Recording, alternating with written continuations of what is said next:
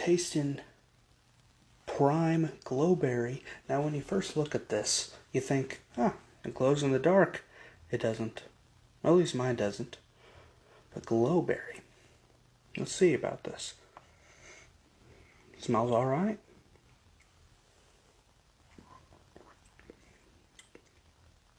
No.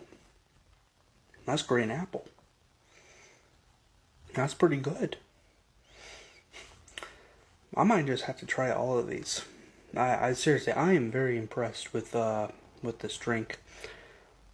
I understand why Logan Paul and KSI get a lot of hate, but their drinks, they're good. Go out and get some Prime, guys.